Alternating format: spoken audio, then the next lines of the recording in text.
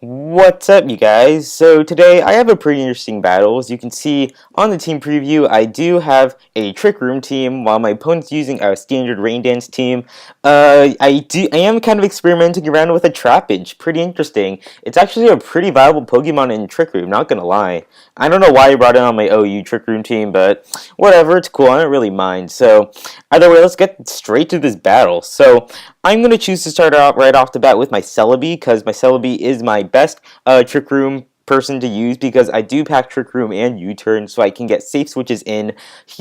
My opponent's going to switch into Volcarona to take the grass move. I'm going to predict that switch and try to go for a Leech Seed, but unfortunately it does miss, which kind of sucks. But either way, I am going to go into my Dusknoir, because I am running a specially defensive Dusknoir, and I know I can take, his Bug Buzz, because I do resist it, and if he goes for a fire move, I can resist that because of the rain.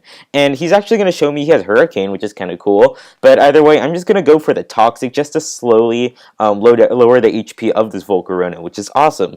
So I'm going to switch out and go into my Bronzong now, which is probably not the smartest play. I probably should have set up Trick Room first and then gone into Bronzong, but whatever, it doesn't really matter because my Bronzong does pack Trick Room as well, so I can just set it up on this. Now, I'm not really fearing the Fire move because it does get its damage does get cut half in rain, and I do have quite a bit of HP invested in this Bronzong, so I'm pretty sure I can live a Fire Blast, and I do, which is awesome. And I'm gonna go for the Trick Room, gonna start setting it up, and now I'm just gonna suicide my Bronzong because it really doesn't have a point besides setting up Trick Room, just doing a tiny bit of damage. So just gonna go for the Zen Headbutt, which does an okay amount to Volcarona, and now Trick Room's up, so it's time to start wrecking his team. So I'm gonna send out my It's a Trap, or my Trapinch, and I'm just gonna go for the Earthquake, gonna kill off that Volcarona. Let's start a Trapinch counter, shall we? Boom, 1 kill for Trapinch.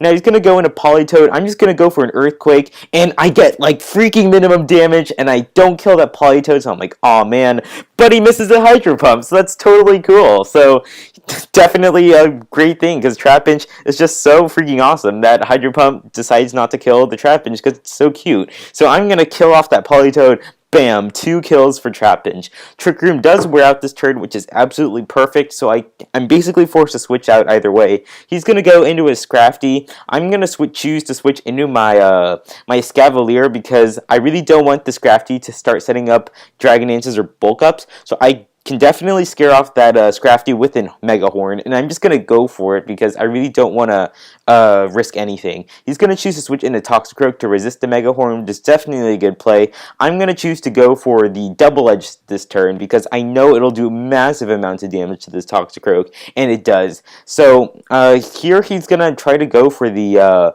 Cross Chop, but unfortunately for him, it is going to miss, and that definitely mattered because he definitely probably would have killed me with a cross chop, so that's kind of unfortunate, but what can you do? Like, cross chop does miss. I don't know the accuracy on cross chop. I think it's like 85 or something, so I mean, you definitely don't want to be playing around with accuracy either way. Now here, I thought he might just kill me off, so I'm just going to go for the Iron Head, just for lols, and he's actually going to go for Hidden Power Ice, probably predicting my switch out or something, so that's kind of weird.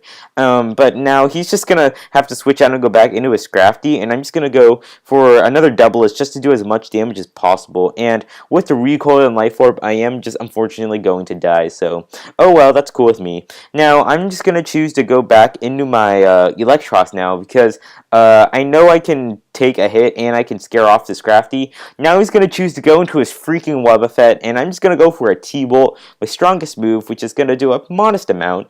And now this Wobbuffet is basically going to kill me off because I can't switch out because of the stupid Shadow Tag. So I'm just going to have to do as much damage as I can to Wobbuffet. It does a pretty decent amount, and Wobbuffet looks like he's probably going to die in the next hit. So that's cool with me. At least I'm almost sure I can take down this really annoying Pokemon. So now I'm going to choose to go into my Celebi now because I just really want to get a Leech Seed off this thing. I don't want this thing to try to, like, Mirror Coat me or anything like that, so Leech Seed is definitely the safest play, because I'm not sure if I can kill that thing, because I don't have any special attack investment. So just going to go for the Leech Seed, which is nice, and he can Encore me in a Leech Seed. I don't really care, because even if he switches out, something's going to get Leech Seeded, and that Pokemon that gets Leech Seeded is not going to have a fun time, so I don't really care. Now, he's going to choose to switch out this turn, and he's going to go into his Scrafty, and that's cool because I'm at this point Scrafty is really dangerous to my team, and I'd rather just have I'd honestly rather just fodder my Celebi to this Scrafty. So I am just gonna go for another Leechy because I'm Encored, and now the Encore's up, but I'm just gonna let my Celebi die. I'd rather have my Dusknoir because my Dusknoir is specially defensive bulky, and I'm sure I can live a hit from the Jolteon. So he's gonna go back into his Jolteon. I'm gonna send out Dusknoir like I said, and I'm sure I can live a Shadow Ball with my bulk, because I'm running like max HP, max special defense, and I am gonna be able to live the Shadow Ball with a pretty decent amount, and I am gonna set up the last trick room of this battle, which is perfect, because now everything is set up. I still have my Trapinch, and everything's looking really nice for me.